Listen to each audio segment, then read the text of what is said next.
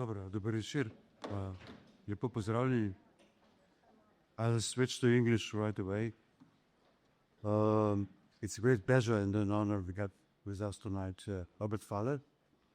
Robert Pfaller, who is a regular guest in this town. So I'm tempted to say Robert Pfaller needs no presentation. Let's stop there, but nevertheless, I will do the proper thing. Robert is professor at the University of Art and Design in Linz, and his list of publications is long. Among his publications, there are many bestsellers actually in the German-speaking world. And I will mention the first one, which is 𝒕𝒐𝒍𝒕 𝒔 in text, the silence in the text, which was published in 1997. The subject of his PhD, his Artisarian beginnings. There is a number of books which have interpassivity in the title, some of them authored by him and some of them collected volumes edited by Robert. He was for a very long time associated with this term of interpassivity. And I must mention Die Illusionen der anderen, Illusions of the Others, from 2002. A very successful book, which made his name, I think.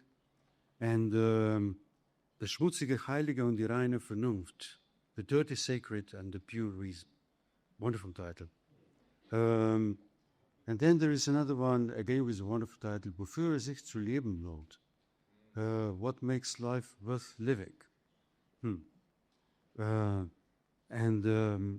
mention, okay, I won't go through the whole list, but the last two.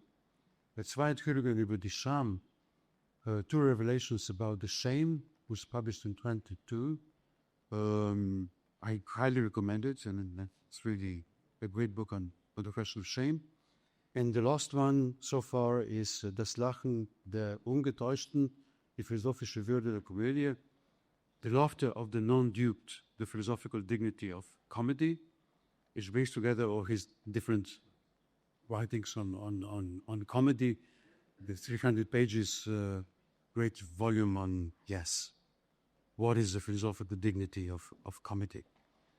And in English, you have particularly on the pleasure principle in culture, Illusions Without Owners, which was published by Verso in 2014, a book which got multiple awards. But there is Interpassivity, the Aesthetics of Delegated Enjoyment, published by the Edinburgh University Press in 2017. And of course, I have to mention the three books in Slovene. Umazano sveto in čisti published by Analekta in 2009. Interpassivnost, radosti delegiranega uživanja, published by Maska in 2019. In Zakaj se splača živeti? Elementi materialistične filozofije, published by Studia Humilitatis in 2020.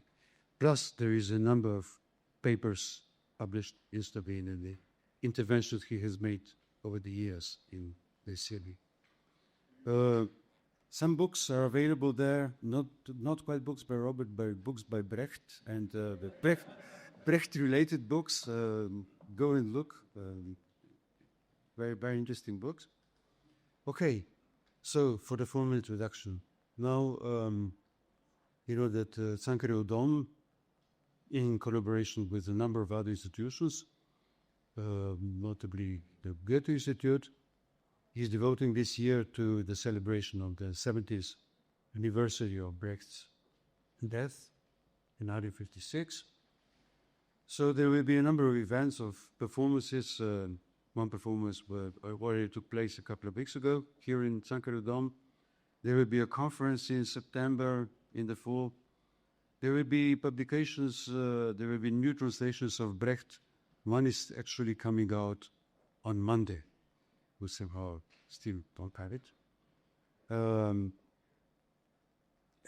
This is the first in a series of evenings devoted to reflections inspired by Brecht's work, at a time when his message is needed more than ever in our present predicament.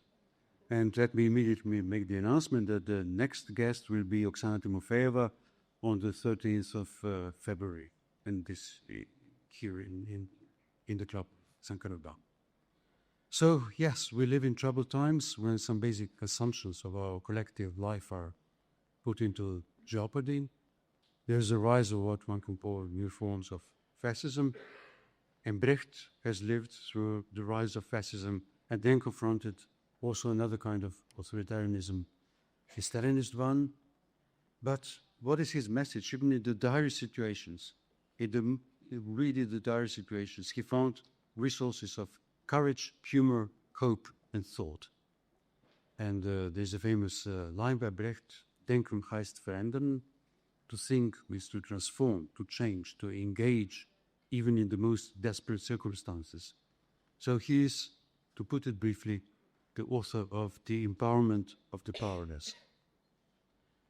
I will give just some brief introductory remarks. Actually, I will more or less comment on one quote by Brecht. As you know, we will have elections in Slovenia in a couple of months in March. Very important elections. Elections implicitly involving a sort of decision about what kind of world we want to live in. And maybe it's opposite to first quote a kind of election manifesto. This is not a manifesto which is proposed by Brecht himself, but a manifesto that Brecht put into the mouth of Keith, the hero of the three-penny opera, Beraška opera za 3 grosze, was produced in Ljubljana last year actually. So the hero of this piece is Meki Messer, the robber, the crook, the crooked businessman. And this is what he proposes as a program for his reactions. I quote, "In my opinion, and this is the opinion of a serious, hard-working businessman, the wrong people are running this country. They all belong to some party or other, and parties are all self-serving. Their point of view is one-sided. We need men who stand above the parties, as we businessmen do. We sell our goods to rich and to poor alike, making no distinctions. Governing the country is a moral task. We have to reach a point where the employees are good employees, the employers are the good employers, in short, but the rich are the good rich, and the poor are the good poor. I'm convinced that such a regime will come someday. It will find me among its supporters."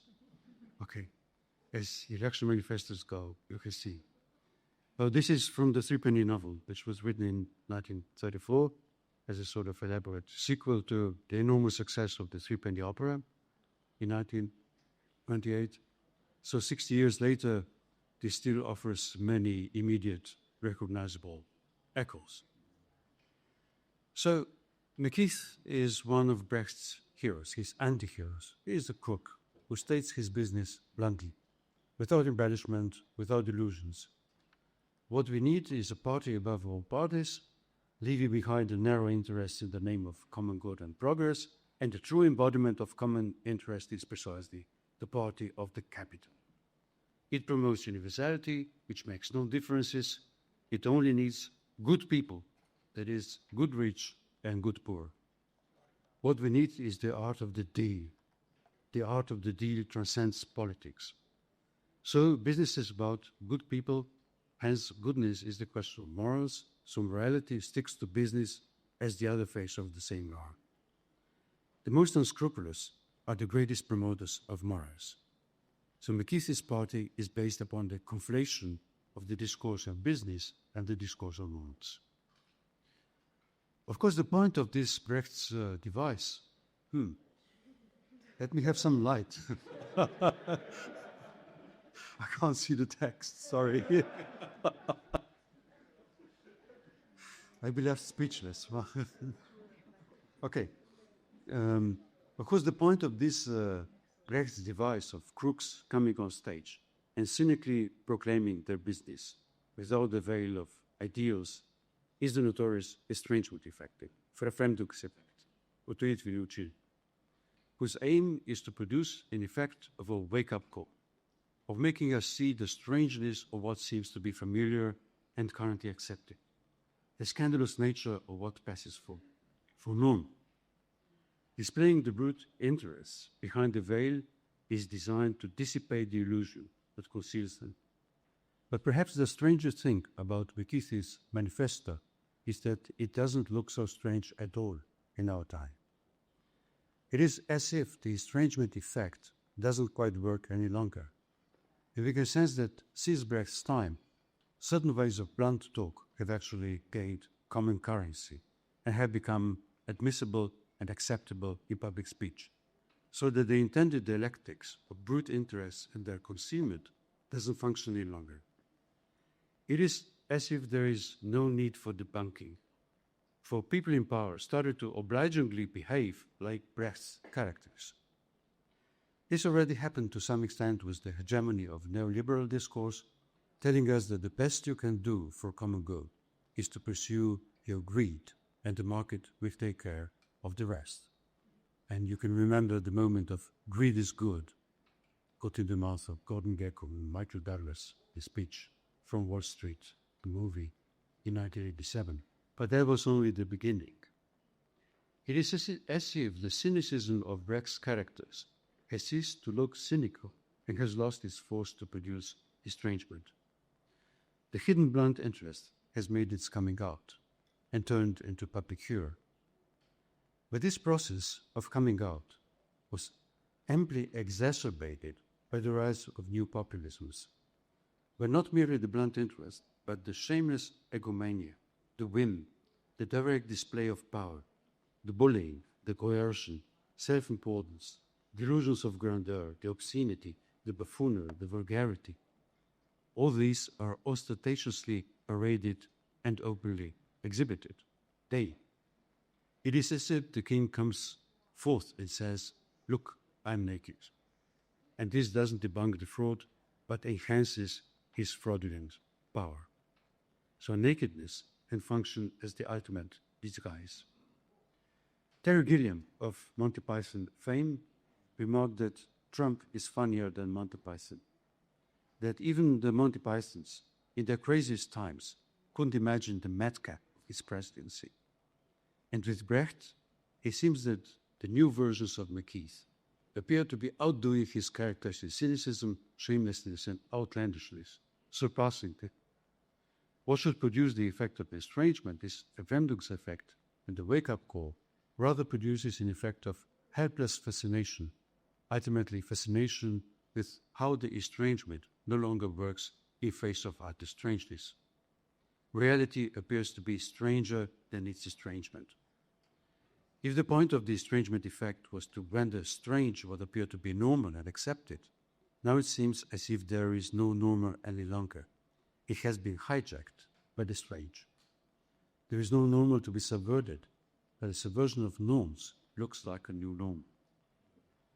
So do we have to go back to Brecht to look for the resources for new forms of estrangement, to get out of helpless fascination, indignation, and outrage?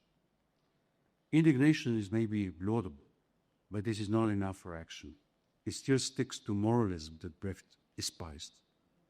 Maybe the fact that the normal is being denormalized also offers a constellation which is open, unpredictable, presenting great, enormous dangers, but also presenting opportunities to be seized by collective action and solidarity, by restoring the value of a wake-up call in the midst of the confused dizziness that now prevails.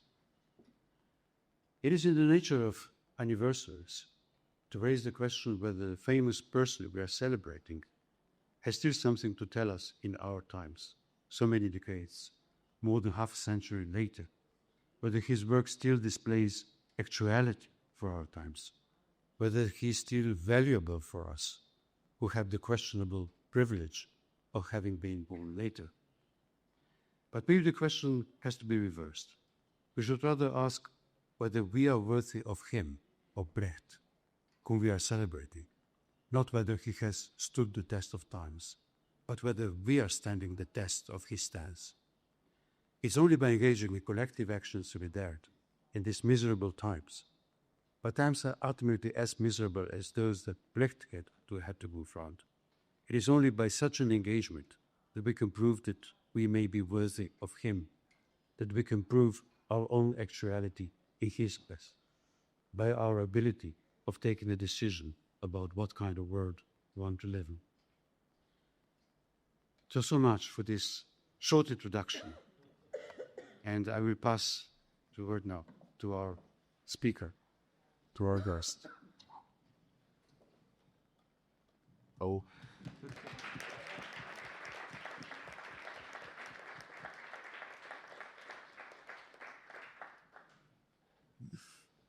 Yeah, good evening, ladies and gentlemen. 𝒂𝒏𝒔𝒊𝒆𝒏𝒕.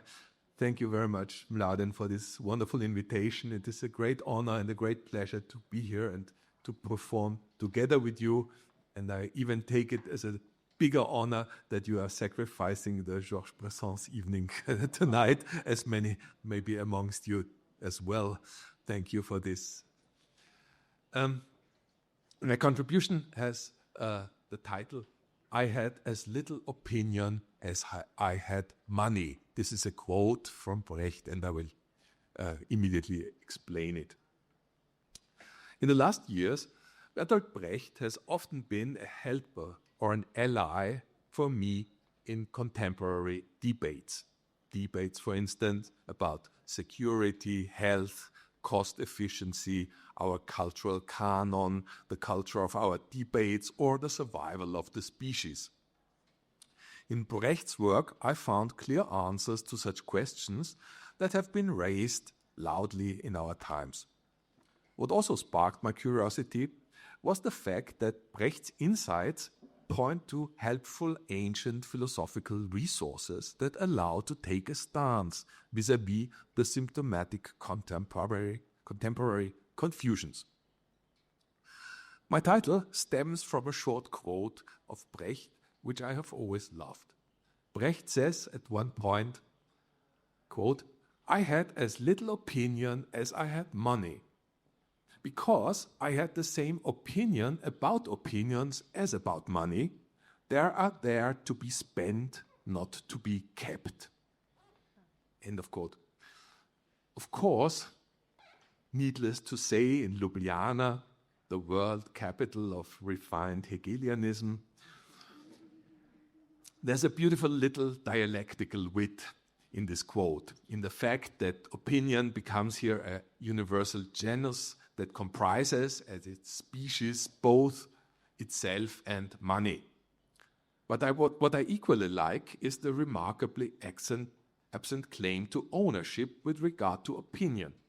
This is very foreign, I think, to our times, marked by so-called social media, where we often see people almost like haunted by their own opinions, so that often it seems that not they have their opinions, but that their opinions have them and do not let them go. In political debate or also in daily university life, I observe people defending opinions just because they are their opinions and not because they are clever opinions. This is not helpful, not even to themselves. But it really gets detrimental with regard to others. We can observe now often how people get ghosted from public debate or become unpersons just because their opinions are declared unwelcome, or how certain views get discarded and excluded just by being called conspiracy theories.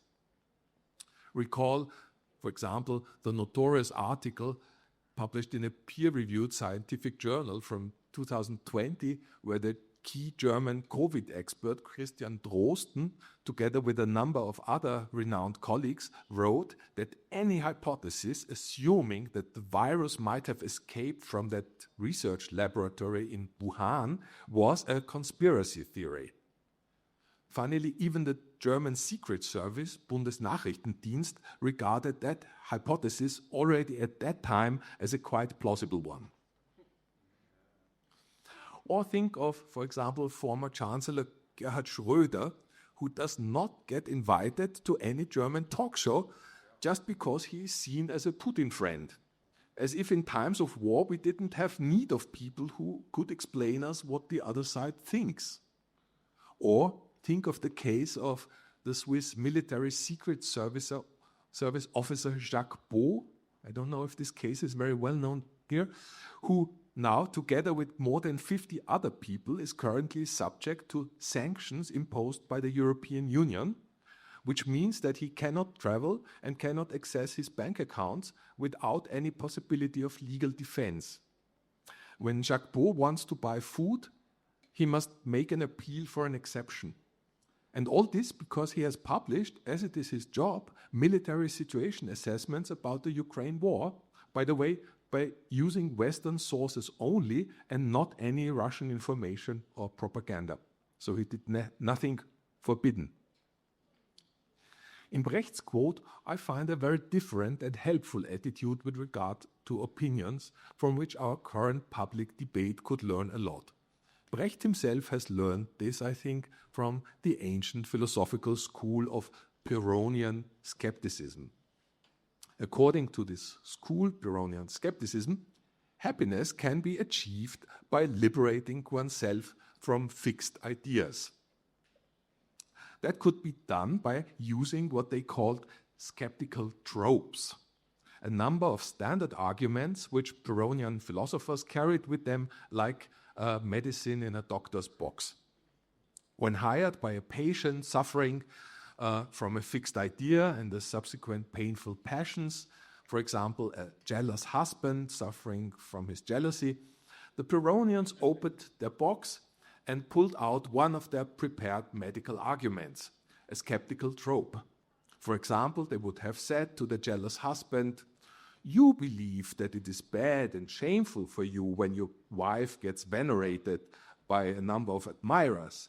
But see, for example, in Persia, the husband whose wife has the most admirers is the most respected man in town." The aim of this argument was not to convince the other of the opposed opinion, but instead to allow him to arrive at a kind of equilibrium between both opinions, so that he could feel relieved from the stress that any opinion brings for his bearer and get instead some peace of mind, the so-called untroubledness or non-perturbation ataraxia, which the ancient schools regarded as the epitome of happiness. The Pyrrhonian influence on Brecht can be seen, for example, in the title of his book of Twists and Turns, Buch der Wendungen. This is in German the word for tropes, twists and turns, Wendungen. So I want in the following to examine from what ancient sources Brecht draws his own insights and tropes and in what way they could serve us as remedies for our contemporary malaises. At the same time, they may contain, as I want to point out, a few hints to unresolved problems in contemporary theory. Step 1, poetic explicitness. Let me start with Brecht's poems about love. A few of them had been kept locked up for quite a long time until they were first presented together with others to the Western German-speaking world in the volume Gedichte über die Liebe, Poems about Love, edited by Werner Hecht in 1982. Some of these poems may at first sight appear utterly obscene, but one should not let oneself be deceived here. They are obscene in a precise literal sense. I mean that the words Brecht uses are foreign to the stage of poetry. They are not the usual characters that one would expect on this scene, at least not the scene of German poetry, which in its history has barely had any classics like Pietro Aretino, François Villon, John Wilmot, or the Marquis de Sade. With a few noble exceptions, for example Heinrich Heine, Germany has, before Brecht, never had poets of bodily love and sexual fulfillment. This has mainly got political reasons. In the first place, of course, Protestant ideology with its reinforcements of the superego in the formation of subjects and with its profound tendency towards interiorization and its mistrust in positive outward rituals. And secondly, as Friedrich Engels has nicely pointed out, since the bourgeois revolution in Germany failed, the German bourgeoisie, as opposed to the French, has not been able to conquer the achievements of the aristocracy. Neither their refined cuisine, nor their forms of politeness, nor their sexual libertinage. Engels remarks that, as a consequence, German novels differ symptomatically from French ones, whereas the happy end in the French novel means that the husband is being cuckolded, the German novel ends happy when the boy may marry the girl.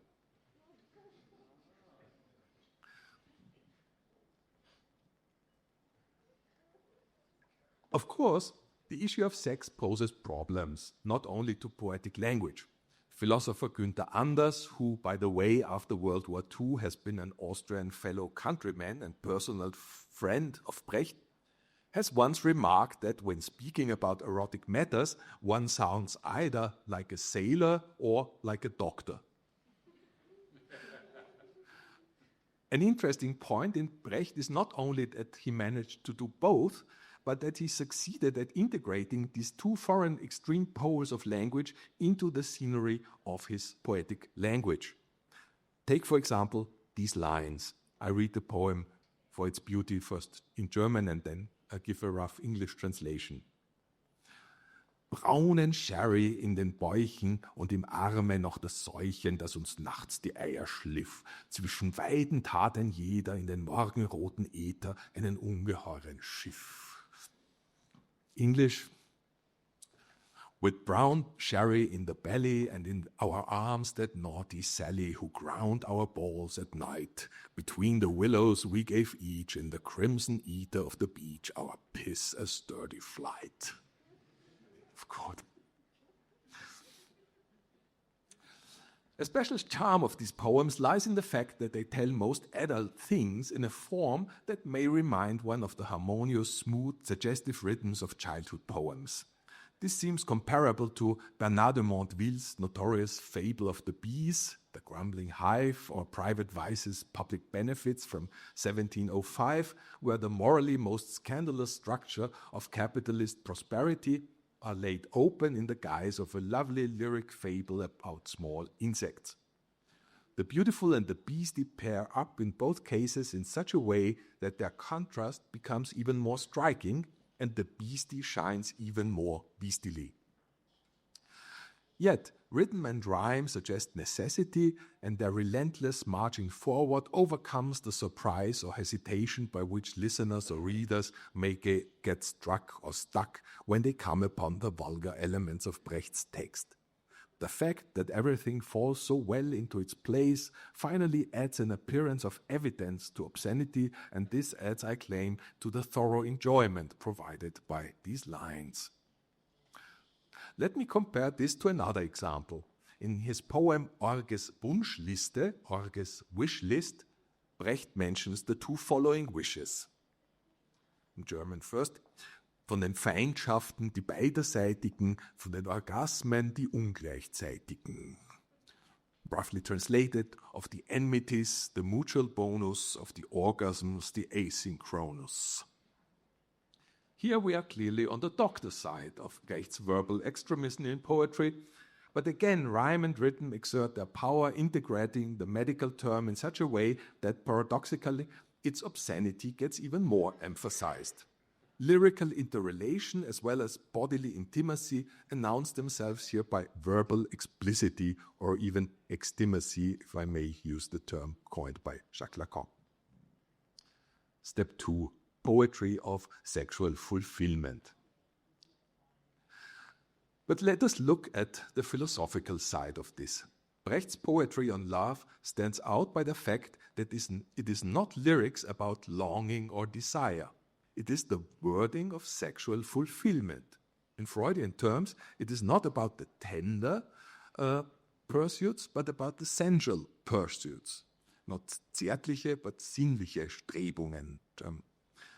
These verses are not expressions of courtly love or the dreams of an act that never comes, nor the expectation or the subtle verbal preparation of a later bodily act.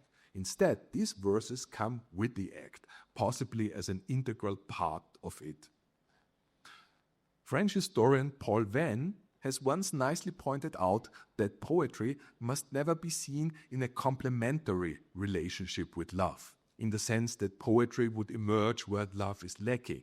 Instead, Venn states, I quote, The products of fantasy do not serve as substitutes for real satisfaction. They are two different areas of satisfaction, one complementing the other. You never read as many romance novels as when you are in love. You don't settle for the imaginary and entertainment literature because you lack real satisfaction. You would prefer to have both satisfactions at the same time. End of quote.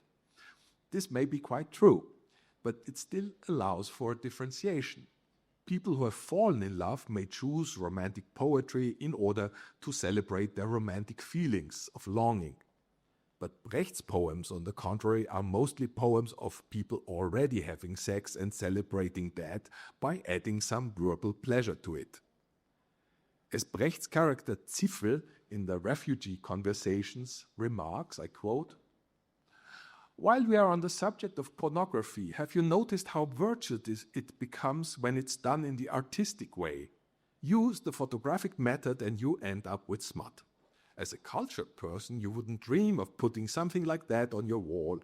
It's the sexual act, pure and simple, performed in a more or less laborious way. And then take Leda and the Swan, a delicate depicted bit of sodomy, which in itself is not generally a socially acceptable practice. But suddenly the whole thing is stamped with the seal of art and you can even show it to your children. And the sexual effect is 10 times stronger because it is art." End of quote.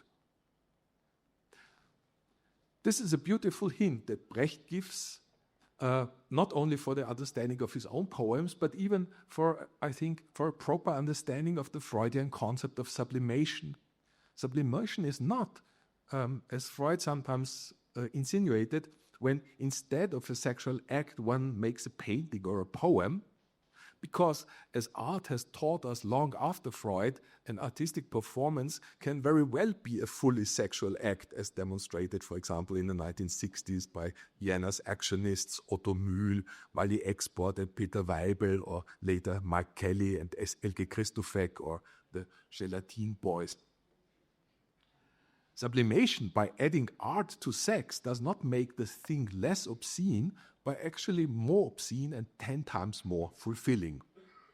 And while the orgasms may come asynchronous, the poetic words can even come in time, possibly enhancing or even triggering these sexual satisfactions.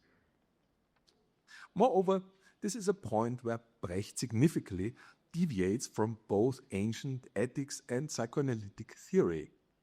Several ancient schools, such as the Stoics, have taught that a seemingly bad thing becomes really evil when one adds imagination to it.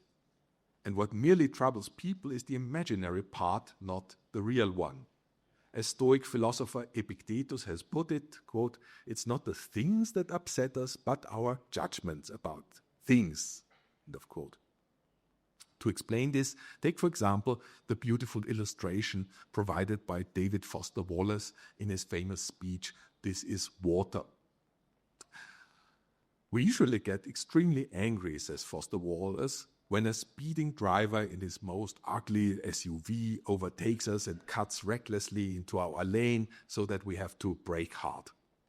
Yet our anger, explains Foster Wallace, does not come from our small disadvantage, but from the imagination this action triggers in us. We imagine this reckless other never follows the rules, while we always subject ourselves to the rules. To paraphrase this in psychoanalytic terms, the other is uncastrated and we are castrated. And we are castrated precisely since he is not. He is the cause of our castration or the thief of our enjoyment, a kind of primordial father on 4 wheels. Now, says Foster Wallace, as soon as you understand that this is your imagination, you can replace it by another one. Imagine, for example, that the other has a wounded child on the backseat of his car, which he has to bring to a hospital as fast as possible. As soon as you imagine that, your anger dissipates.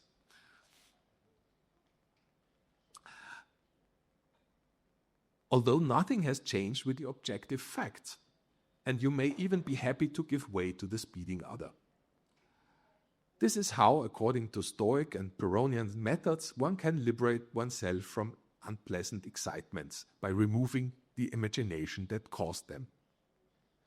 But an interesting question remains, which the ancient philosopher, to my knowledge, seem to have been unable to answer. Could it not also be that by adding a pleasant imagination to some pleasant facts, one could derive even increased pleasure from them? Could we not enhance good things by adding good judgments? Brecht's school of lustful experiences seems to make precisely this point. Add not insult to injury, but poems to debauchery, and you will get a higher sublime pleasure from that. Ancient philosophy, just as psychoanalysis, may have stumbled here due to a precise reason, since both schools assume that pleasure always derives from a release of tension. This pleasure is tension, and pleasure comes when this tension gets reduced, or, in a more technical terms, when a certain catexis gets decatected. Freud was very well aware that the German word lust contains a hint into the opposite direction, since Lust in German is not only the relief we experience, for example, when we watch a good movie, it equally designates the pleasant arousal that we feel when we learn that the movie will soon be shown in our theater. Lust for cinema may precede the lust in cinema, and the appetite for it is a lustful arousal. Yet, as it seems to me, we rarely find a theoretical account of this well-known experience. One reason for this may be the subsequent problem, since one would not only have to account for the existence of a pleasant tension, but also for the fact that the reduction of this tension need not be unpleasant either. If we are lucky, we can have a pleasant arousal and a pleasant decatexis, looking forward to the movie and then even enjoying it. One may feel inclined to speak here of Brecht approaching a specific positive notion of enjoyment. In Lacanian psychoanalytic theory, of course, enjoyment is understood as suffering. This happens when enjoyment is appearing in two different forms. Imagined lustful enjoyment placed on the side of the other, accompanied by real painful enjoyment on one's own side. Just take Foster Wallace's example. While we imaginarily assign tremendous pleasure to the relentless driver, we at the same time really suffer like pigs from our envy. But Brecht's obscene poetry seems to solve this problem beautifully. It succeeds at ascribing the imaginary magnificent enjoyment to one's own side, and thus creates an instant of a kind of real pleasant enjoyment. Thus, Brecht's point may appear like a most vulgar version of Lacan's sentence according to which love sublimation elevates the object to the dignity of the thing. Brecht's sexual act plus poetry sublimation seems to bring forward a thing that can be enjoyed with enhanced pleasure. Step 3. Fulfillment comes never or faster than you think. When Brecht brings sexual pleasure and poetry together, such parallelism and multiplied fulfillment make a key philosophical point. Fulfillment is not something that has to be endlessly postponed just because it is so great. As Brecht puts it, an angel is someone you don't seduce at all or fast. Fulfillment can be obtained even faster than one may expect. In the same sense, ancient philosopher Epicurus taught that, quote, natural wealth is limited and easily obtained, the riches of idle fantasies go on forever, end of quote. Contrary to what idle fantasies want to make us believe, fulfillment is limited and can easily be obtained. And being limited, it can be obtained several times.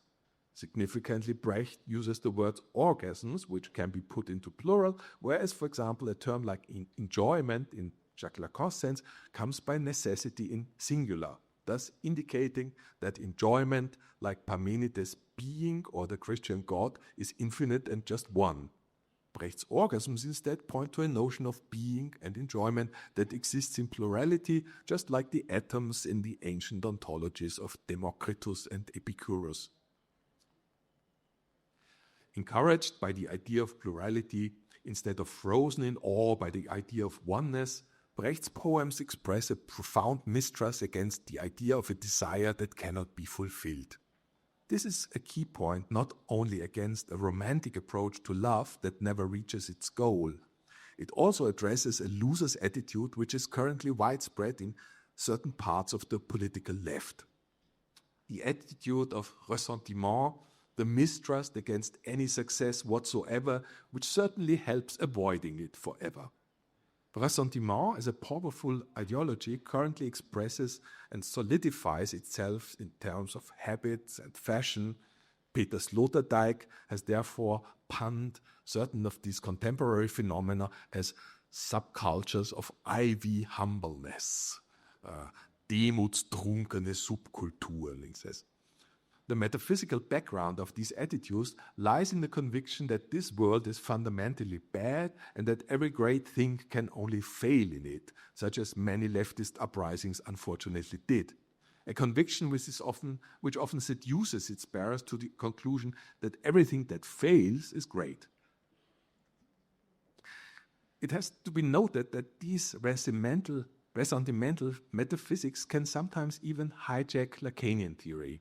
Recently, for example, Italian psychoanalyst Massimo Recalcati, in his criticism of an ideology of well-being, came to hailing a human desire that can never be fulfilled.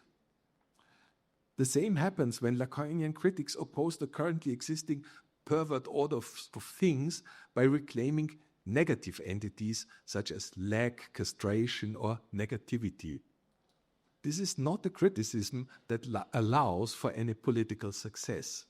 A left that describes what is currently missing in such negative categories does not stand a chance for ever winning. And it is theoretically misleading, since it delivers an insufficient description of what people are actually missing now and what they would actually be ready to fight for.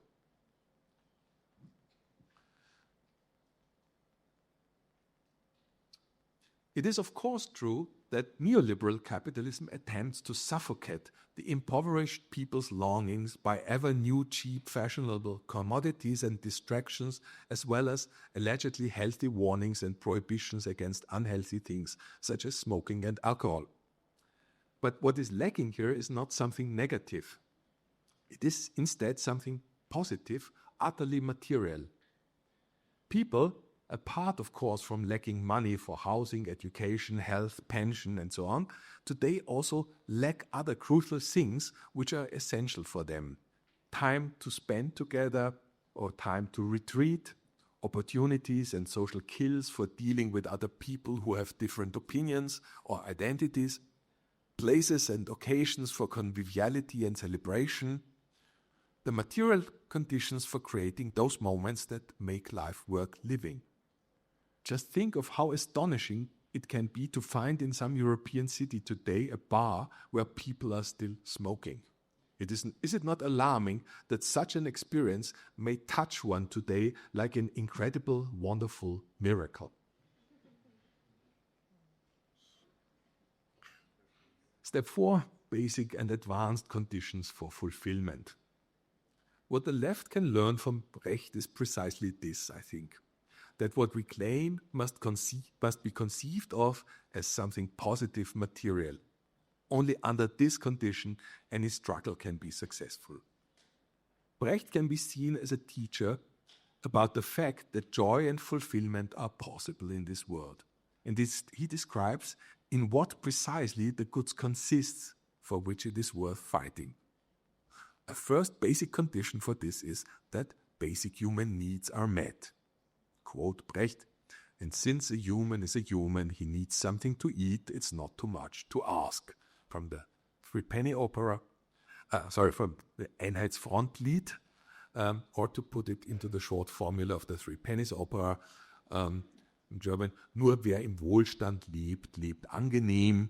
The English version has it as, quote, the bulging pocket makes the easy life. Quote. Apart from such goods required for a life that deserves its name, Brecht, just Epicurus, sees another necessary condition for human happiness. What prevents people from happiness is often the fact that they are obsessed by crazy ideas about it. They crave for things that correspond to natural but unnecessary or even unnatural and unnecessary desires. This prevents people from acknowledging their own actual happiness. As Epicurus puts it, quote, "We should not spoil what we have by craving something else that we do not have." End of quote. In Brecht, this resonates in the song, "A race for happiness, but don't you race too fast. When all chase after happiness, happiness comes in last." People run after happiness, but happiness runs behind them. This point is not so easy to understand, I think. To explain it, one could say one can be happy by two ways, either by not having any happiness, since basic needs are not satisfied, or by not recognizing that happiness one has already got once the needs are satisfied. In the second case, happiness is running behind those who run away from it, believing themselves to go for it. This can therefore be understood as just another version of Brecht's shorter formula that I quoted before: an angel is someone you don't seduce at all or fast. You either endlessly search for fulfillment or you notice that you are already closer to it than you thought. This structure may remind one of a key example from the ancient Pyrrhonian school in which the skeptics took art as something philosophy could learn from. The famous ancient painter Apelles once brilliantly painted a horse, but he failed to paint the foam that horse had around its mouth. After a number of failed attempts, he threw in despair his sponge at the canvas, and all of a sudden the foam was there. According to the skeptics, the same procedure should be followed by the philosophers. When they become desperate about not finding a solution, they also should give themselves a break in order to find out that precisely this undecidedness, this suspension of judgment is their solution. Peace of mind then follows, quote, like a shadow follows the body, end of quote. Then they have no fixed idea, ataraxia has arrived. One important obstacle against happiness is therefore the obsessive striving for it, which prevents people from acknowledging the fact that they are already happy or that they could be if they just knew it. For people do not automatically know it when they are happy, just as Sigmund Freud with his idea of neurotic displeasure, which is the sexual enjoyment contained in the painful neurotic symptom, also Epicurus and Brecht advocate the concept that there exists a type of happiness which is not known to its bearers.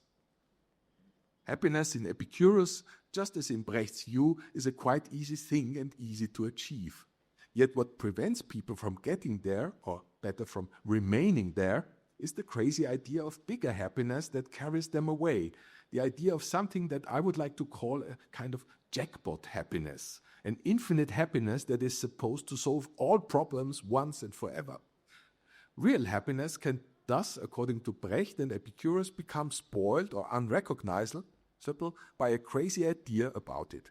This reveals a second advanced condition for happiness apart from the coverage of basic needs. One must also remove a crazy idea about happiness. Step 5, don't let your happiness get spoiled by a crazy idea. The key feature of this crazy jackpot idea of happiness is its alleged unlimitedness. Epicurus is most aware of this danger. Therefore, he warns, I quote, "Infinite time contains the same amount of pleasure as finite time if one measures the limits of pleasure by reason." End of quote. Here one can easily see how well ancient philosophy can help against the follies and miseries typical of our present time. Take, for example, the silly idea of longevity. Some American oligarchs, after having discovered that they have extracted more wealth than they consume in a lifetime, currently spend billions of money for research and experiments with mice and rats to find out how they could prolong their life. The silly idea here is to believe that you need more life in order to have more pleasure. But as Epicurus demonstrates, we need pleasure only to fulfill the life that we have got. Pleasure is therefore life and not life for pleasure. For Brecht, just as for Epicurus, it is not an argument, neither against pleasure nor against life, that both do end at some point. On the contrary, this point is important in connection with an issue of crucial political consequences, the quest for a good life. Step 6, bare life and good life. What allows people to stay away from following the crazy idea of infinite jackpot happiness is, according to Brecht, the key notion of a good life.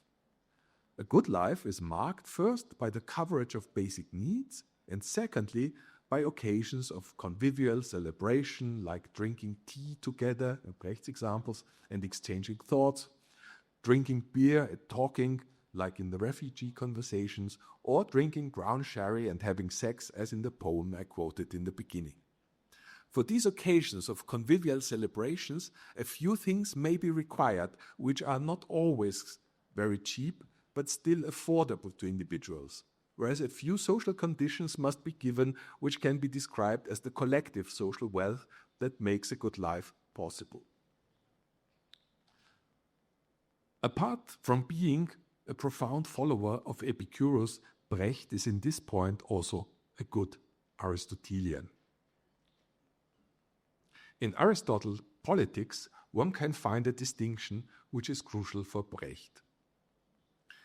The state, writes Aristotle, I quote, came into being for the sake of life, but it exists for the sake of a good life.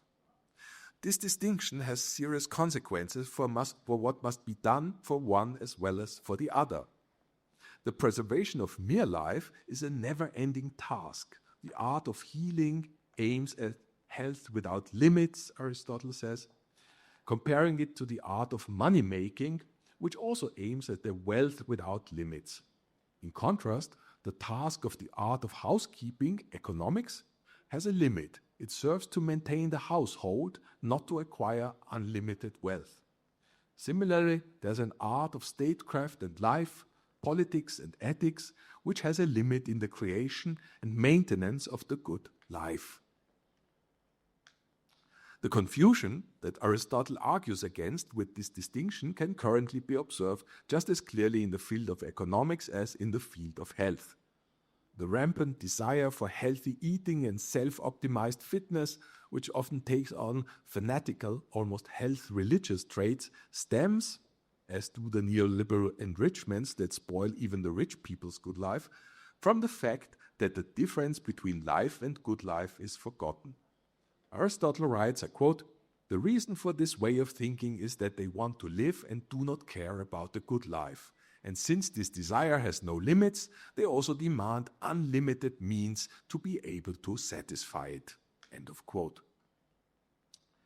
Distinguishing the good life from bare life means not allowing the pursuit of wealth and health to become endless ends in themselves, but rather subordinating them to the goal of the good life and thus assigning them their limits. To paraphrase philosopher Georges Bataille, we need health, security, wealth for life, but none of these things is what we live for.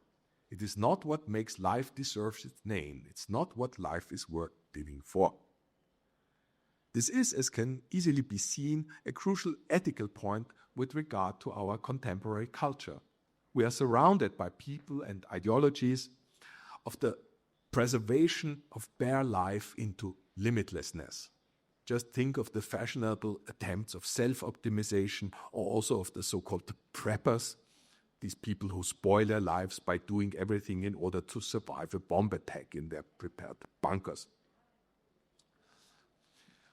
What is to a certain extent rational for the preservation of bare life becomes irrational when it is made absolute. For if we sacrifice everything for health or security, etc., we do not only sacrifice everything else. When we then even sacrifice the very principles themselves in whose name we were sacrificing everything else. For example, when people care too much about healthy food, they can catch a new deficiency disease called orthorexia. they become ill precisely from trying to be healthy. Or when we sacrifice everything for security, then security itself decreases, since the extended authorizations of secret services and police become new dangers. Innocent people can get shot, like, for example, after the London subway attacks in 2015. Partial rationality, when made absolute, turns itself into irrationality. To prevent it from doing so, rationality has to be redoubled. We have to be rational in a rational way. And this is only possible if we subject rationality to the goal of good life. This idea of the necessary redoubling a rational principle, the idea of the necessary redoubling of a rational principle for preventing it from turning into irrationality can again be found in Epicurus.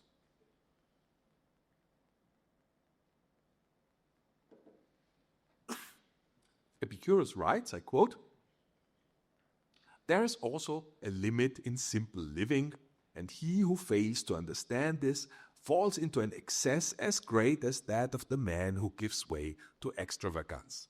End of quote. Excessive limitation or excessive moderation is just as much an excess as simple extravagance. Therefore, the principle has to be redoubled in order for it not to turn into its opposite. One has to limit oneself in a limited way and to moderate oneself in a moderate manner.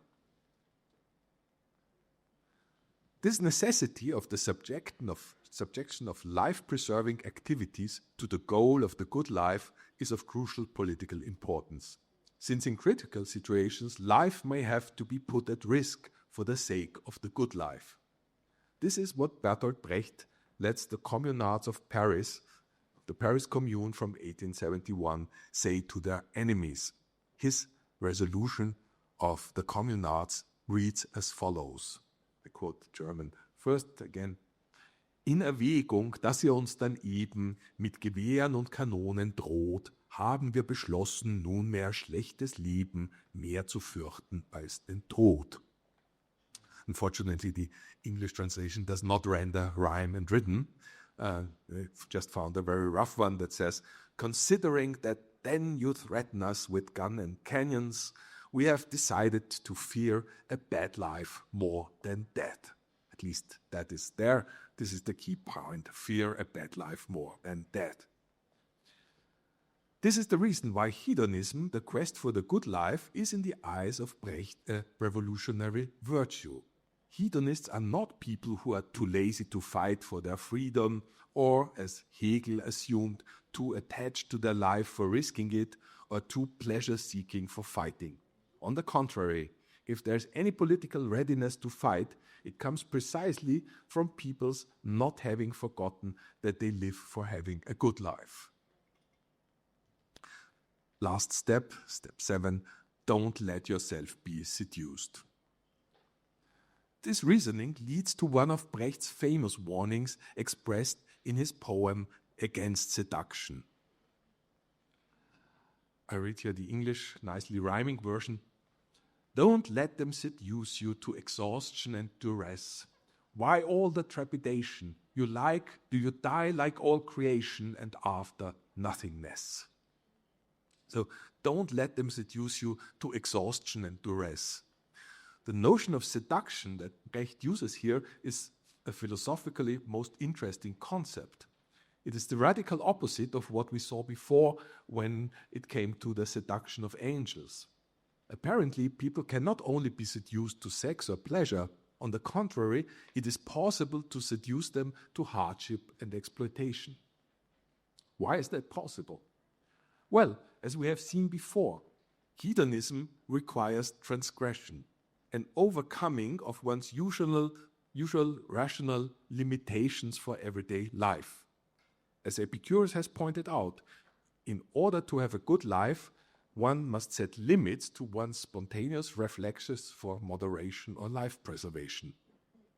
What makes life worth living, therefore, always contains some transgressive, malign element, something that is contrary to our usual rational practices of prudent moderation. For example, when we invite people, we have to be generous and ready to spend more money than usual. When we drink alcohol or when we smoke, we have to generously ignore our health concerns. When we dance as if there were no tomorrow, we have to sacrifice sleep. When we go for sex, we have to take into account possible social conflicts as well as things that we normally regard as inappropriate or disgusting. But this goes even for the most harmless pleasures that make life worth living for.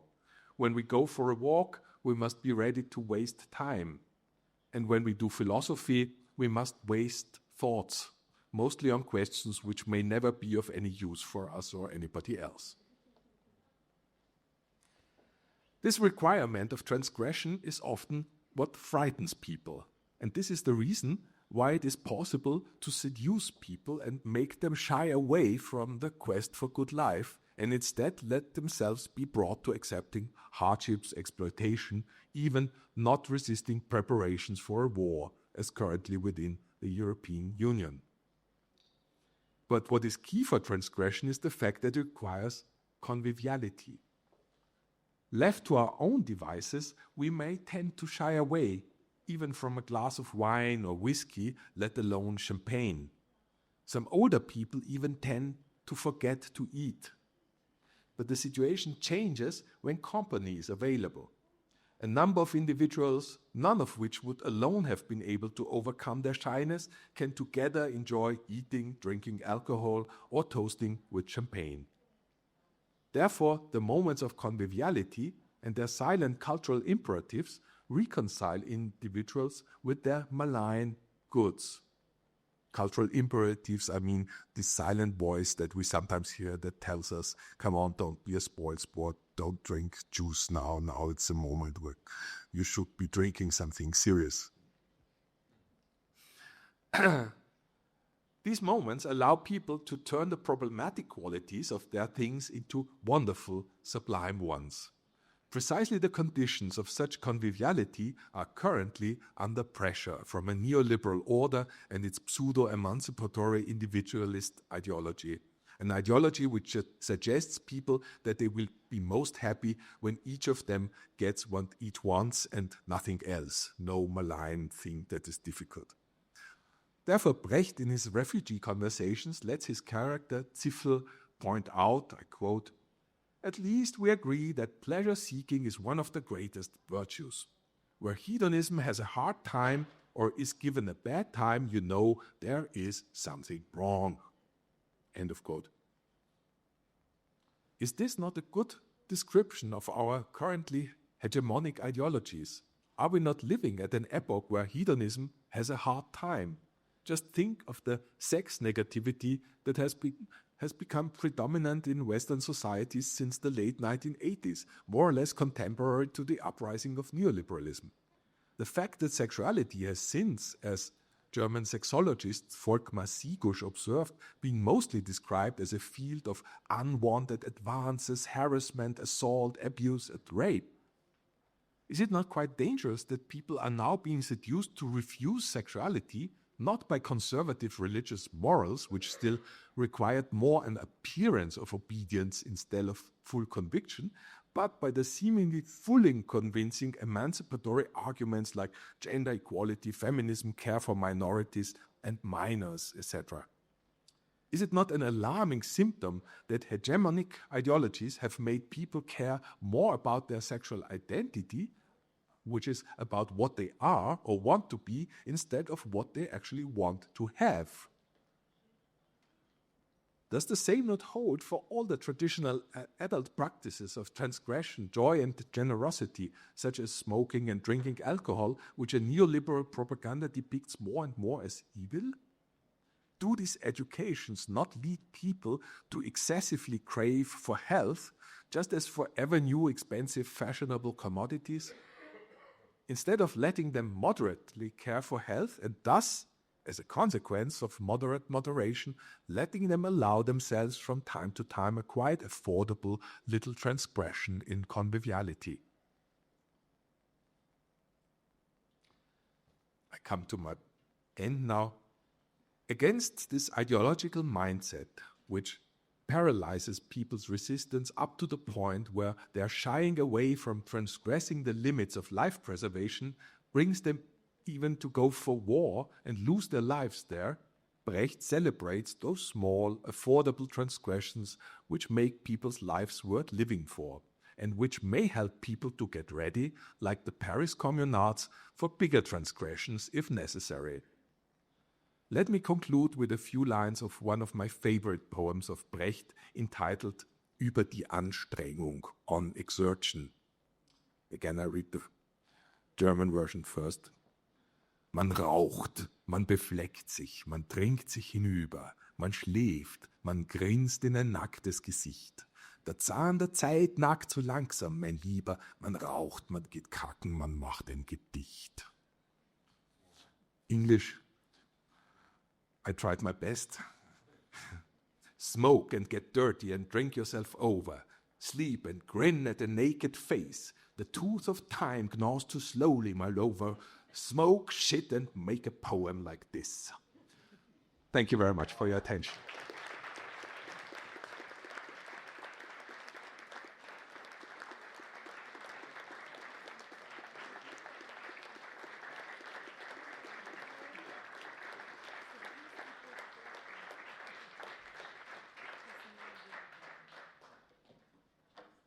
Well, thank you so much, Robert. That was, entertaining, first of all, and thought-provoking. I have various comments or objections even. And let me first ask a sort of provocative question. Right? Like you spent quite some time with tying Brecht to the ancient philosophy of Epicureanism, Stoicism,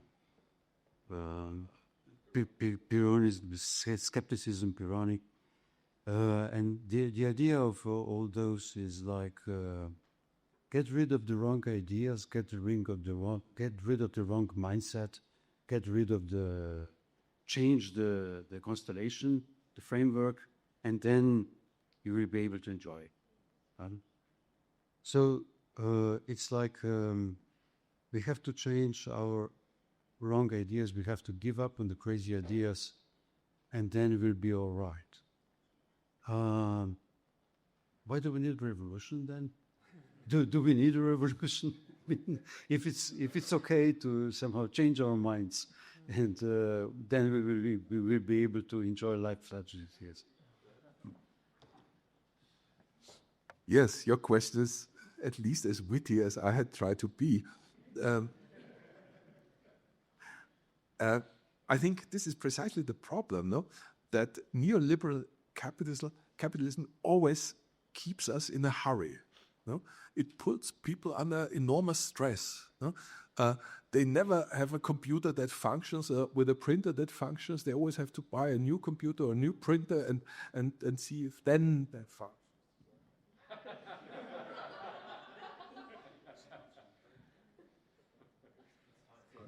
Okay, can you hear me again? Yeah, thank you.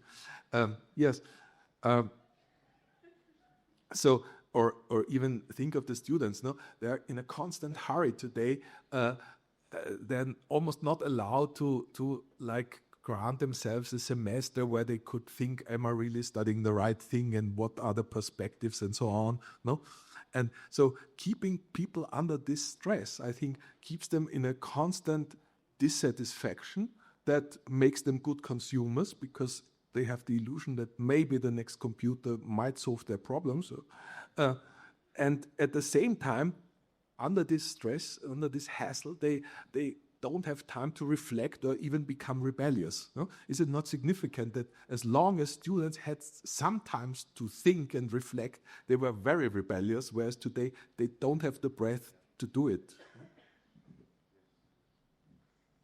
So this is why we need revolution. Exactly. Yeah. No, I mean, there's an idea in you quoted Stoics, for instance. There's an idea of ataraxia, that the happy life, the good life will come if we disengage ourselves or get to a point of certain indifference, disentanglement for the usual worries. Just change your mindset. and you'll be fine. Isn't there something wrong with this idea of just changing the mindset? Oh, I fully agree with you. As an Althusserian, I would argue that changing one's mindset requires a number of material conditions. And it's not something that one can do alone. Yeah? The same way as one is not able alone just to enjoy a glass of champagne. We need conviviality, we need occasions, we need times and places where this can be done. No? And I think this request of time is a political issue. We need occasions where people can breathe, where they can start discussing with each other, where they can consult each other. And this itself is a part of the struggle. It's not a matter of individually thinking differently. Okay, let me come to, I wouldn't want to make this an occasion of discussion about psychoanalysis, but nevertheless I can't avoid it. It is not the mother. We have some critical points about Lacanian psychoanalysis, and first by celebrating fulfillment and pleasure and enjoyment, and somehow he pictured psychoanalysis as a theory, a view which doesn't cater for fulfillment, or which sees fulfillment with a doubtful eye, or which goes for such negative entities as desire, lack, negativity, instead of positive pleasures. Well, first of all, I would say there is in psychoanalysis a big difference between enjoyment and pleasure. Yeah. And it's not, I don't think it's true that psychoanalysis will say that people don't strive for enjoyment and don't have it. It's rather the opposite, that there's too much enjoyment. That the enjoyment is something you can't be rid of. That it's not something you cannot get, but you can't be rid of. And the trouble is not so much that we don't enjoy. The trouble is that we don't enjoy the way we would want. And if you have the Lacanian adage, "Ça jouit et ça ne veut rien savoir," it enjoys, it doesn't want to know. And it enjoys at our expense. It enjoys in ways that we cannot control, we cannot master. So there is enjoyment around the massive quantity we cannot get rid of. And practices which want to get rid of enjoyment, ascetic practices, self-flagellation, starving or whatever, I mean, they actually produce surplus enjoyment. The more you try to get rid of enjoyment, the more surplus enjoyment you actually get it. So there is fulfillment. There is fulfillment which is easily gotten. And but if people go to psychoanalysis, right, they don't go there because of they lack something. They go there to be rid of it. They have something too much. And what they have too much is called symptom. Yeah, the symptom is a way of enjoyment. This is the troublesome part of the symptom. We cannot disentangle it by just intellectual labor. I mean, it enjoys in a symptom. It enjoys a very expensive. It enjoys in ways you wouldn't want to. This is what makes a big trouble. So there is enjoyment. We always get enjoyment. This is the trouble. No, not we lack fulfillment. Mm-hmm. Yes, absolutely. I fully agree with this point. I think your example of the self-flagellating monk or whatever is a good example of, and which would be it would be possible to comment it with Brecht. No, dear monk, you suffer from surplus enjoyment that you get from excessive whipping yourself. Look, happiness is running behind you. Stop whipping yourself before it becomes a reward. Stop whipping as long as it is a punishment, and then you are free from surplus enjoyment, one could say. No, you were addressing my criticism of some Lacanian theorists, which I respect highly because they attempt to criticize what is wrong with current neoliberal capitalism and the corresponding subject formation. In the German-speaking world, it's now running under the label of post-Oedipal society,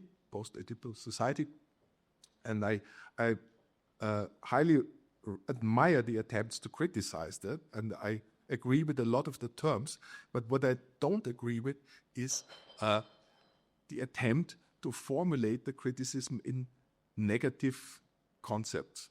So, for example, when a Lacanian critic writes about the famous example, well known here in Ljubljana, of so-called nonism, these postmodern phenomena like beer without alcohol. We now have also wine without alcohol, gin without alcohol, sex without bodily contact, art without genius, and so on. All these things without something, without the problematic part, nonism.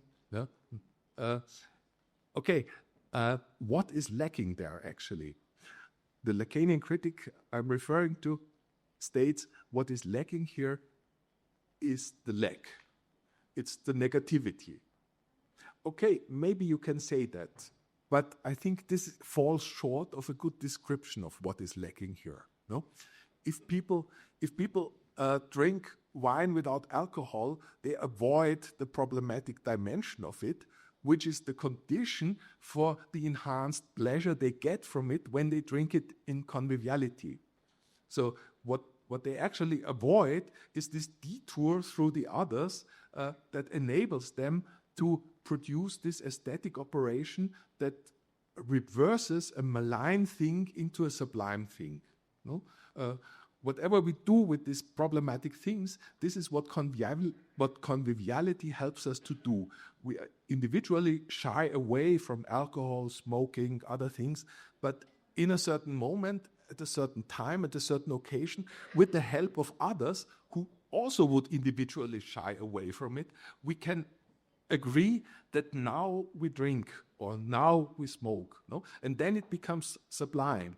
Then the bad dimension turns into a wonderful dimension. And if we don't have that, we just have a very banal, a healthy life, which is not life worth living. It's just surviving. And maybe I may add one other little distinction that was important in my talk. I think I would insist on the distinction between excess and transgression. I think neoliberal, post-Oedipal condition drives us into excess, excessively healthy, excessively self-optimizing, excessively living long, and so on, excessively consuming. And transgression is the opposite. Transgression is when you moderate yourself in a moderate way. That leaves up a space where you don't moderate yourself. And this is transgression. This is the other side of what Epicurus is stating about moderation.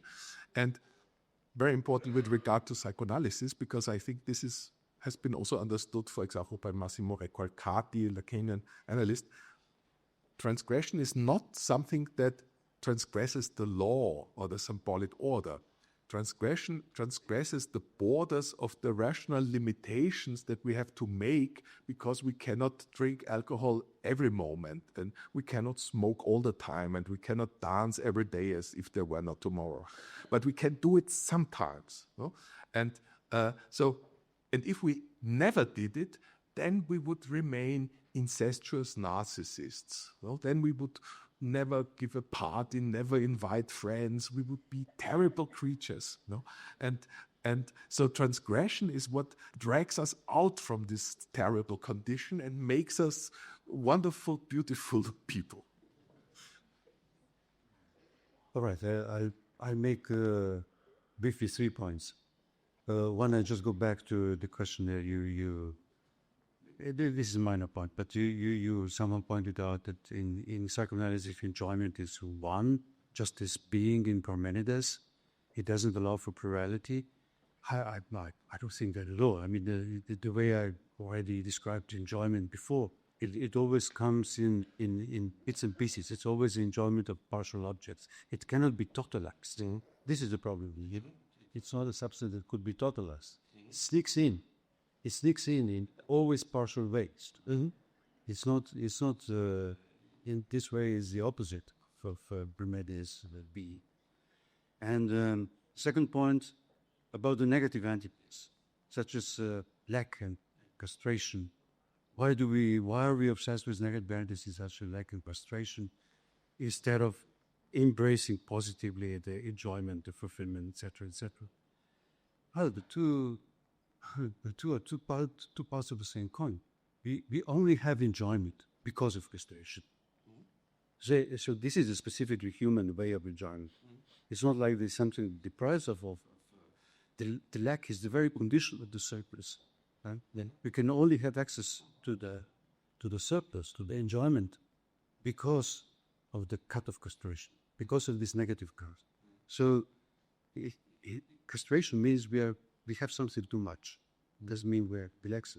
We're deprived. We get something too much. What we get too much, we cannot quite place or deal with or control. So this is my third point regarding transgression. What you describe as transgression actually seems to me how to be in control of enjoyment. Let's have enjoyment in good portions and control it. Okay, transgression, but within the limits, moderately. Moderately, don't go to excess. So I think this is technically in psychoanalysis, this is the fantasy of the perfect. This is a visit perversion. No, let's bring enjoyment into the realm of the pleasure, not beyond the pleasure principle, but within the pleasure principle. So what is uneconomic, what is disturbing, what is excessive, what we don't control, let's bring it to the realm of the pleasure principle, which is based on homeostasis. So these are my three brief, remote. Okay. With the last point, I think again what you are saying is pointing to a problem in psychoanalytic theory which bothers me since a long time, since the illusions of the others, because it is true, and this has often been misunderstood in Bataille, that transgression is a procedure of the as if. So Bataille says, for example, when we invite people, the champagne must flow as if it could flow endlessly. Of course, we cannot make it really endless, but as if, no? We must never let the guests see that now there is no champagne anymore. So, we have to maintain this illusion, which is, of course, nobody's illusion. No, this is the interesting point. Everybody knows, but still. So here we are at the point at the classical formula given by Octave Mannoni. No, this I know quite well, but still, which in the first place was a description of the fetishism, of disavowal as the mechanism for fetishism. But I think Mannoni's discovery is precisely that this is not limited to fetishism. This is the basic structure of all our cultural pleasures. No? This is the basic for theater, for the illusion in the art, for politeness in everyday life, and so on, in many other respects. And so I have a hard time to distinguish between disavowal, which is proper to fetishism and perversion, from disavowal, which is the basic structure of our cultural pleasures. I admit that openly, and I don't see whoever has solved this problem until now. The other point is just the political point, which is important to me, and here I don't want to get into subtle scholastic discussions about concepts. I just find it important not to say what we lack is lack or negativity. If we say that, we are not making political claims. We have to say we want to have time, breath, we have to have occasions for conviviality, we need material conditions for all of this.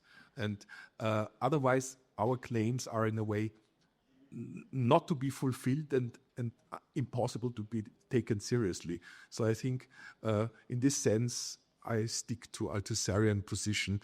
All the ideological things are material things. And I think this is a key political principle. Yes, maybe I have one last question or theme, which is the question of hedonism. And somehow I have a hard time seeing that hedonism is being repressed in the current culture. No, that's not what I'm saying, Mladen. No. hedonism is being spoiled in people's own minds. People are delivered arguments by which they more easily than ever before start to refusing pleasures.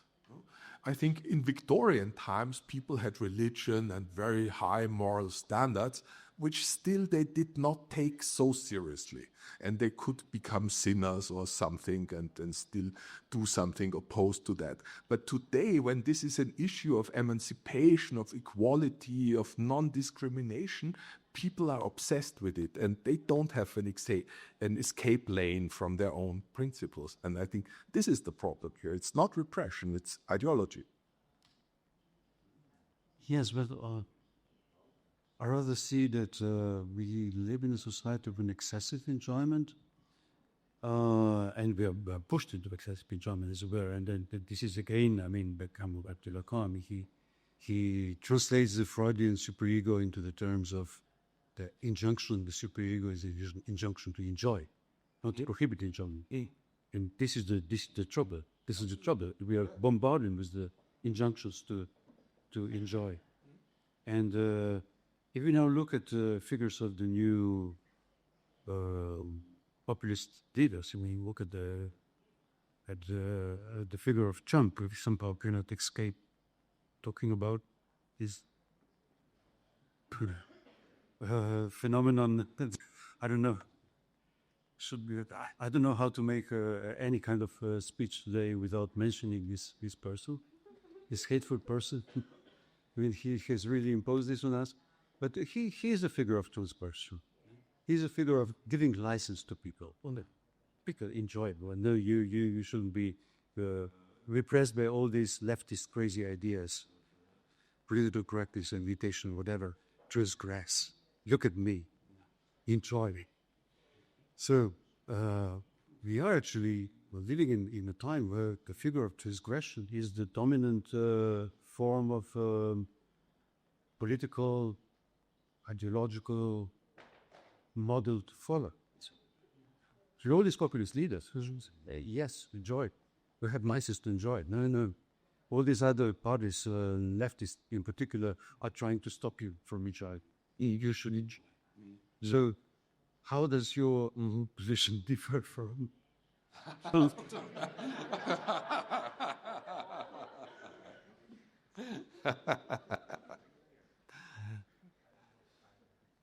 Yes, thank you. Very, very good question. Well, I mean, of course, it is true that a certain kind of Puritanism, of which a kind of cultural left has become the avatar, has significantly contributed to at least pissing off people from the left and letting them change the camp towards these rat trappers. No, I mean, still I would stick to my modest distinction and say that I agree with you that Trump is a figure of excessive enjoyment and pretending to allow people for excessive enjoyment, but he is not a figure of transgression. He's not encouraging people to conviviality and generosity and things like that. No, so I think in this sense the distinction is working, and maybe one has also to emphasize one thing that I always found interesting in the populist leaders. We had in Austria, when we were living in this time of a notorious Jörg Haider, we had an interesting case. Jörg Haider was a good-looking, charismatic man, populist right-wing leader who drove a Porsche sports car. And he was famous and the masses loved him for that. When a social democratic mayor of Vienna was seen also in a Porsche sports car, the masses started hating him for that. And that brought me to think that the populist leader has a different libidinal relationship with his voters than the social democratic leader. And you have in Freud a good distinction that covers this difference. I think the social democratic leader is loved in the type of inclination object choice. Object choice according to the Anlehnungstyp, inclination type, which is the little child loves the mother because the mother gives food. So the libidinal drives incline themselves upon the self-preservation drives. This is how social democratic lover is being loved, whereas as the populist leader is being loved according to the narcissistic type of object choice. So the object embodies all the imaginary perfections that you don't have, and therefore you grant it to them. And so when the social democrat has the Porsche, his voters have the feeling he's taking it away from us because he should feed us the Porsche. Whereas when the populist has something that they don't have, they love him for that because he is their narcissistic object. So this allows, I think, to understand all these contradictions in this construction of the right-wing populist. My key example for this is also this Dutch populist who was killed a couple of years ago, Pim Fortuyn, if you remember. He was the head of a very xenophobic right-wing party, but publicly boasting that he was having sex with Moroccan boys, and how great that was. So I think this contradiction can only be explained by saying that the populist leader is a kind of narcissistic object choice, and for it goes the rule, like in Roman Empire, quod licet Jovi, non licet bovi. What Jupiter can do, the masses are not allowed to do. Yes, I have several more things to say, but I think I should stop here and open it to the audience. The questions, comments from the audience.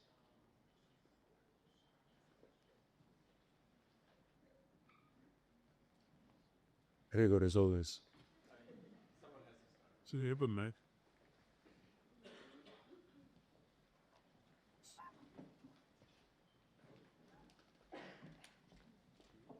So thank you very much. This was wonderful, and it was very good also to see you both in this ping pong, as we would call it probably in Slovenian. So my question, Robert, I suppose comes from the discussion when you were you mentioned this nonism as a problem, and you criticized a certain unnamed Lacanian theoretician. You don't have to say the name. But I was thinking that maybe, his solution isn't so different from yours. Like, his solution or her solution was that, what we lack is the lack, could be precisely rendered, in your favor, in saying that what he or she was missing from, the life without, sex without the sex, or bodies touching, or, wine without alcohol, what we're lacking is precisely the idea that there's something else involved as well. That it's not just that it's not just the good life, but something extra, something that that is beyond just the normal life. Sorry, I confused the terms. It's not just bare life; it's something beyond the just bare life.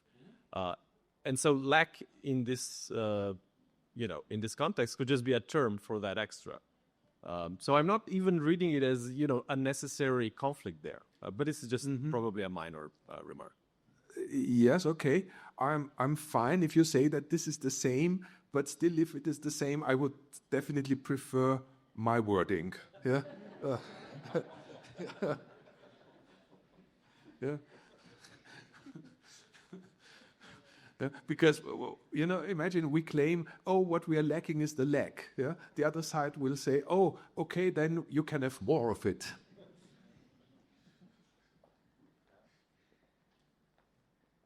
More questions, comments?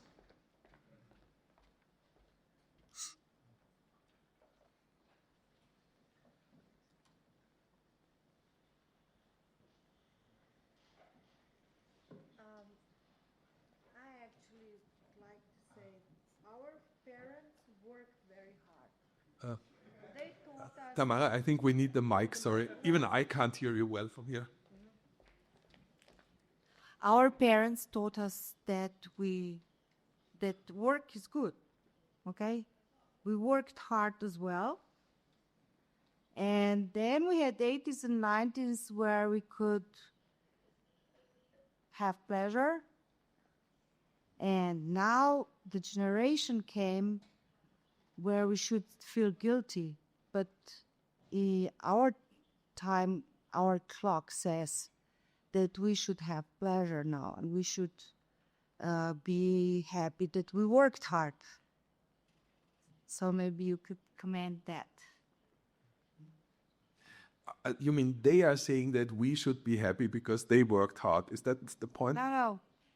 We have a feeling that we should have pleasure now because we worked hard. Mm-hmm. And we followed the rules. And but the new time came, and there's only restrictions, as you said. You know? So we feel guilty if we want to have pleasure. Do you think so? Yeah? Yeah. Yeah? Uh-huh. Okay. Maybe the parents felt guilty when they wanted, no? I don't know. But can you comment that? Or, I mean, this is not the question, this is the fact. So Okay. Okay. Well, I'm not so sure if I fully understand the where you are pointing at, but what occurs to me and where I see a certain parallel to your question is, you know, what French sociologists Boltanski and Ciapello have called artists' capitalism, saying that many jobs today, not only those of artists, resemble artists' jobs. People are self-employed, they have to invent their own job description, they have to be creative, invest their intellectual power, their creativity, their self, identify highly with what they are doing, otherwise you don't get a job at whatever advertising agency or what other creative business. So many jobs have turned in these rich countries into jobs that function like previously only art had functioned, no? And what I see here often is that people get somehow sucked out by their identification with their work. And that's maybe the reason why they feel guilty when they cease working, because work is not now a job that you do in order to gain some spare time afterwards. Work is your identity. Work is your calling. And if you don't follow your call, you betray yourself in a way. So I think it is significant that in the 1960s, a psychotherapist in Vienna, Viktor Frankl, raised the question, the therapeutic question, how can we deal with all these people who have life without meaning? No? But that was typical to Fordist production, when people were standing at the chain of production and working monotonously 8 hours a day. Then they had the feeling that they had a life without meaning. Today, in the artist capitalism, people have a lot of meaning. Yeah? They have too much meaning for their life. Yeah? There's meaning without life, in a way. This is, I think, the contemporary problem.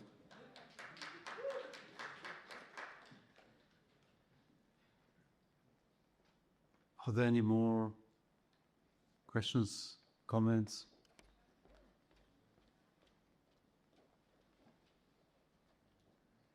So I really like this presentation and your philosophy. So I'd like to know, what are the 3 actions that we can do in our day-to-day life so we can live by this philosophy? What do you do? Thank you very much.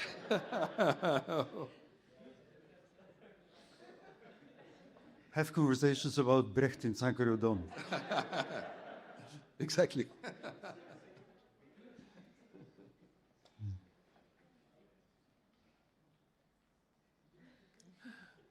Yes, I would have answered in a similar way. read this or the other poem of Brecht and sometimes do the same thing, drink tea and exchange thoughts with your friends. And for the other point, I think if you ask me for an ethical, not so much for political advice, I think the key point is here that you decide what makes your life worth living. Nobody can tell you that, actually. Of course, there are a few cultural practices where you can join in, and luckily. But in a way, nobody can tell you, for example, saying play more tennis or something like that, yeah, or spend time with children. So, no. What makes worth living is not the object of a knowledge, but an object of a decision that you make. You say, this is what makes life worth living for me, and I go for that. So kind of to be really honest with yourself first, and to really feel what makes life worth living for you. Yes, but again, honesty still relates to a kind of knowledge, no? You know what it is, and you don't cheat about it. But I think, in a way, it is it comes before a knowledge, or it precedes a knowledge. It is a decision. You say, okay, I go for this. This is what I decide to be my call. Thank you.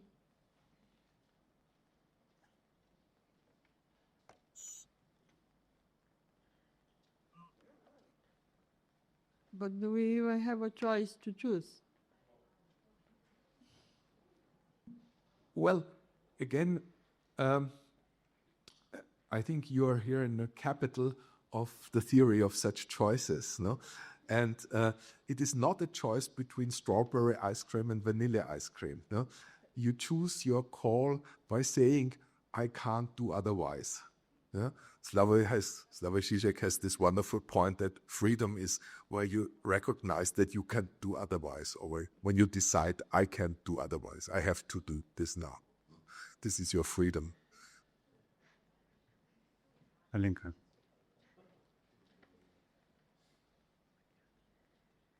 Yeah, thank you very much, Robert, and both of you. This was really, really good discussion. As you can imagine, I have also many, many things to say, but I will really I will preserve the debate, our debate perhaps, about disavowal for another opportunity, because this would take us really far away. But I think the last two questions pointed to something that was kind of bugging me, both in your presentation and then discussion with Mladen.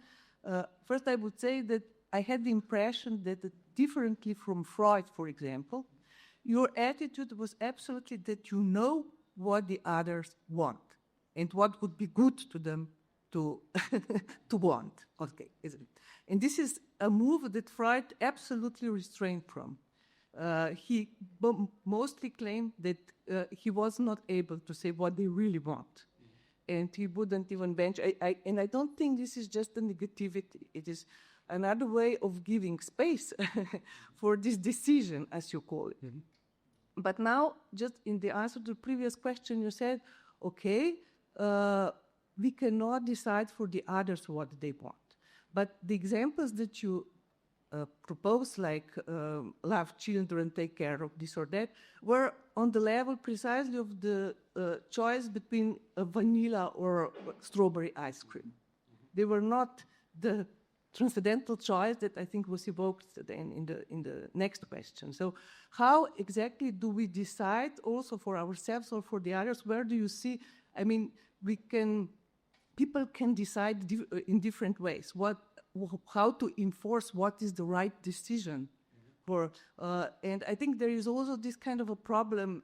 The way why Freud was so sure that the last thing people really wanted was to enjoy, that they had problems with this, was not simply because the whatever Victorian society was so much against enjoyment, but the idea was that there was something paradoxical, an impasse involved in contradiction in enjoyment itself, which is why it always requires this kind of second, third, fourth level regulation. You stopped at moderate moderation, but this could go on. You know, when this moderate moderation becomes slightly excessive, you would need another level of moderation. So because there is something like ontologically twisted, perhaps, in the very idea of enjoyment. And I think, and this is just the last remark, you started by this opposition between orgasms as multitude and enjoyment as kind of oneness, which I really don't think it's a one in any sense in Lacan, but this is another. But you, even linguistically, you have in French, you say, if you orgasm, you say, je jouis, I enjoy. I mean, it's not so kind of, I don't think this opposition is so strict that enjoyment cannot be served in, in this kind of, let's say, separate meals that then amount to some kind of multitude. But sorry, okay, this is just a couple of thoughts. Mm-hmm. Thank you, Aleka. Thank you. This is, I really appreciate your serious question.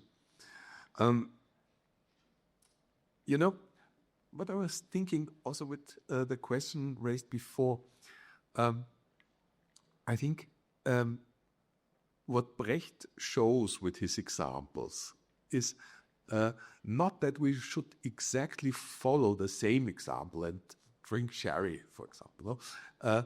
But the examples have the value that you find some analogy in your life that you can take for yourself. And I think this is an interesting aspect of philosophical learning that I often observe in art, since I work in an art university, no? And there we have the same paradox, no? Young artists come to a teacher to observe the teacher do his thing, and they observe this teacher doing his thing in order to learn doing their own thing. Yeah? And they don't learn to imitate the teacher, but by watching how the teacher does his own thing, they can learn to do their own thing. And I think this is what we have to do here. Yeah? This is not knowing what is good for the people, but knowing that people should learn somehow to look for what makes their life worth living, and observing others. By doing so, they could decide themselves. I think this would be my point towards this problem. Yeah, I leave it with that. Okay, I think we already surpassed the time. I will say thank you so much, Robert. Oh, thank you so much. It has been my pleasure. Thank you all. Thank you, Mladen.